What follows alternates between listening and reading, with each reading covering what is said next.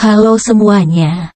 Perkenalkan kami dari kelompok 5. Dalam video ini kami akan menjelaskan mengenai bencana gempa bumi di mana untuk memenuhi tugas mata kuliah psikologi kebencanaan. Ada Ragelia yang menjelaskan pengertian jenis-jenis Gisela, parameter Amelia, kedalaman pusat Enji, dampak bahaya ikutan Nur Iksan, cara meminimalisir Fitri, peran psikologi Lucius. Baik, langsung saja.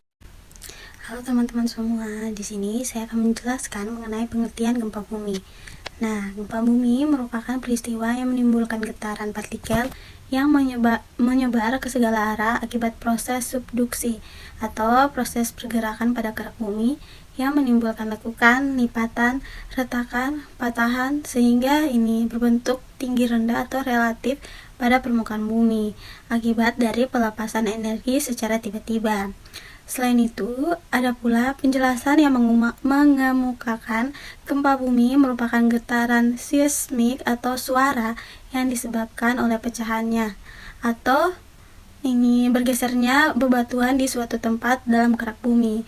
Getaran tersebut merambat melalui tanah dalam bentuk gelombang getaran, sehingga manusia yang berada di permukaan bumi merasa ada getaran yang akhirnya disebut gempa bumi. Nah, secara umum teman-teman terdapat dua teori proses terjadinya gempa bumi, yakni teori mengenai pergeseran sesar dan teori kekenyalan elastis. Nah, teori pergeseran sesar dimulai pada 225 tahun yang lalu, di mana benua merupakan satu daratan yang disebut Pangaya.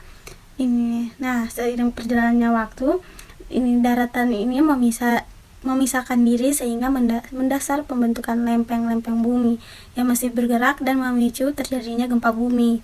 Adapun menurut teori kekenyalan elastis bahwa gempa bumi disebabkan oleh adanya pelepasan energi renggangan elastik batuan pada litosfer, sehingga terjadi getaran pada permukaan bumi.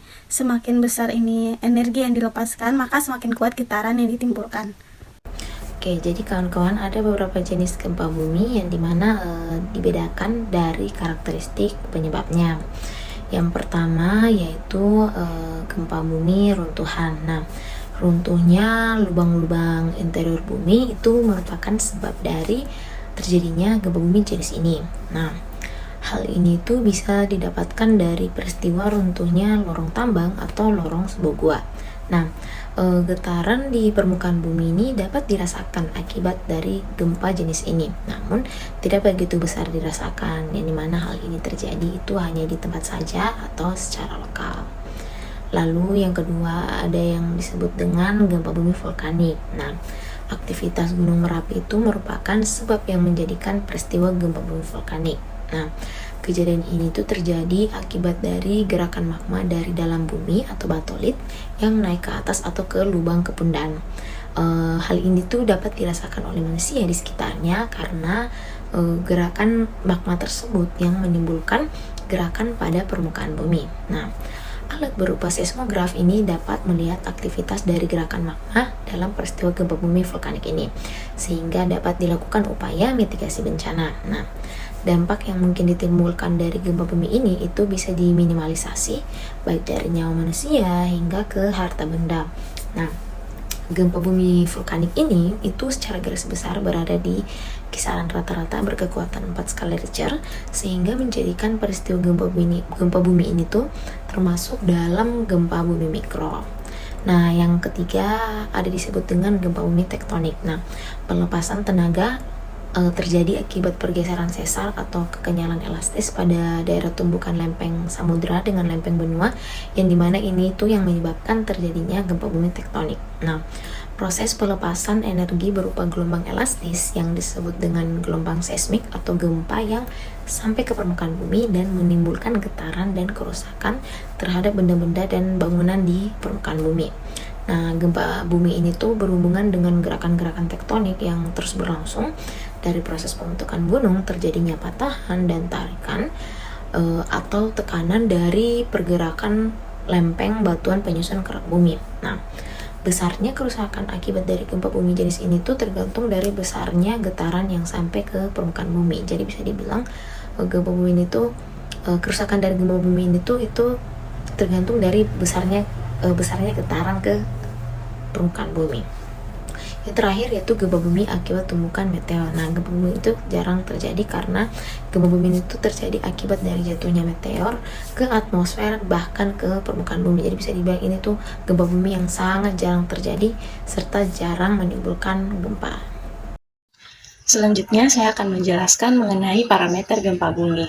Nah, ada beberapa parameter yang digunakan untuk mengukur gempa bumi menurut BMKG. Di antaranya yakni origin time atau OT atau waktu terjadinya gempa bumi.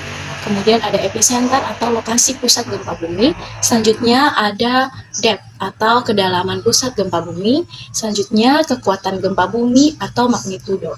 Selain itu ada juga seismometer atau seismograf pun digunakan di lokasi titik-titik pusat gempa atau epicenter. Baik, selanjutnya saya Angie akan menjelaskan mengenai kedalaman pusat gempa bumi. Jadi teman-teman, untuk mengukur pusat gempa bumi ini terbagi menjadi 3, yaitu ada yang dangkal, yaitu di bawah 60 km, lalu ada menengah, itu 60 sampai dengan 300 km, dan juga ada yang dalam, itu dari 300 km ke atas. Nah, teman-teman, untuk mengukur kedalaman pusat gempa bumi ini, ada yang namanya skala Richter. Jadi, skala Richter ini merupakan alat untuk mengukur gempa bumi, bagaimana kedalaman gempa bumi, bagaimana intensitasnya. Nah, skala Richter ini berskala dari 1 sampai dengan 9. Seperti ada gempa yang terjadi 5,1 skala Richter, ada yang mencapai 6 skala Richter, dan lain-lain. Baik, selanjutnya ada MMI atau Modified Mercalli Intensity, di mana MMI ini mengukur seberapa guncangannya gempa tersebut terjadi. Nah, hitungannya itu dari 1 tidak terasa sampai dengan 12 atau guncangan hebat. Baik, saya lanjutkan. Selanjutnya ialah dampak atau bahaya ikutan gempa bumi. Nah, kejadian gempa bumi ini dapat menimbulkan bahaya ikutan lain yang terkadang lebih banyak membawa korban dibandingkan dengan dampak akibat gempa bumi itu sendiri, yang terdiri dari yang pertama tsunami, yang kedua bangunan roboh, yang ketiga ada kebakaran, keempat ada tanah longsor, kelima ada runtuhan batuan, yang keenam ada rekahan tanah, yang ketujuh ada kecelakaan industri seperti yang terjadi di Fukushima, Jepang, dan yang kedelapan ada banjir akibat runtuhnya bendungan maupun tanggul. Nah, materi selanjutnya akan dijelaskan oleh teman saya. Kemudian ada cara meminimalisir dampak bencana gempa bumi, di mana di bawah ini merupakan hal-hal yang dapat dilakukan apabila terdampak bencana gempa bumi, yaitu yang pertama, saat terjadinya gempa bumi. Berikut hal-hal yang dapat dilakukan jika terdampak bencana gempa bumi saat terjadinya gempa, yaitu yang pertama, jika berada dalam bangunan. Lindungi kepala dan badan dari reruntuhan atau benda-benda jatuh dengan bersembunyi di bawah meja. Cari tempat yang paling aman dari reruntuhan dan goncangan. Lari keluar apabila masih dapat dilakukan. Kemudian yang kedua yaitu jika berada di luar bangunan atau area terbuka, di mana menghindar dari bangunan yang ada di sekitar seperti gedung, tiang listrik, pohon, dan lain sebagainya, dan juga perhatikan tempat kaki berpijak. Menghindar apabila terjadi rekahan tanah. Kemudian selanjutnya yaitu jika berada dalam kendaraan atau sedang mengendarai mobil, keluar dari mobil dan menghindar jika terjadi pergeseran atau kebakaran. Yang keempat, jika berada dekat laut. Jika tinggal dekat pantai atau sedang berada di dekat laut, pergi menjauh untuk menghindari potensi tsunami. Kemudian yang kelima, jika berada di pegunungan, hindari daerah yang mungkin terjadi longsoran. Dan juga kemudian yang kedua yaitu setelah terjadinya gempa bumi, di mana berikut hal-hal yang dapat dilakukan jika terdampak bencana gempa bumi setelah terjadinya gempa. Yang pertama, jika berada dalam bangunan. Yang pertama yaitu keluar dengan tertib, jangan menggunakan eskalator atau lift, tapi gunakan tangga biasa. Kemudian, yang kedua yaitu berikanlah pertolongan pertama pada orang yang terluka yang ada di sekitar. Kemudian yang ketiga, telepon atau mintalah pertolongan apabila terjadi luka parah. Kemudian yang kedua yaitu periksa lingkungan sekitar. Periksa apabila terjadi kebakaran, kebocoran gas, atau terjadi hubungan arus pendek listrik. Dan juga periksa aliran dan pipa air. Periksa apabila ada hal-hal yang membahayakan seperti mematikan listrik, tidak menyalakan api, dan lain sebagainya. Sekian, Materi selanjutnya Halo teman-teman, perkenalkan saya Lucius Mandur. Jadi saya akan melanjutkan materi yang berikut, yaitu mengenai peran psikologi dalam bencana gempa bumi. Jadi psikolog berusaha untuk memberi dukungan psikis dan spiritual serta mendampingi penyintas bencana dengan melakukan namanya psychological first aid atau dikenal dengan PFA. Jadi PFA sendiri merupakan pertolongan pertama selain medis untuk mengurangi bahaya psikologis. Jadi PFA membekali korban dengan dukungan emosional, keterampilan mengatasi dan koneksi ke layanan praktis, serta dapat membantu membangun ketahanan dan mengurangi dampak trauma dan kehilangan yang luar biasa.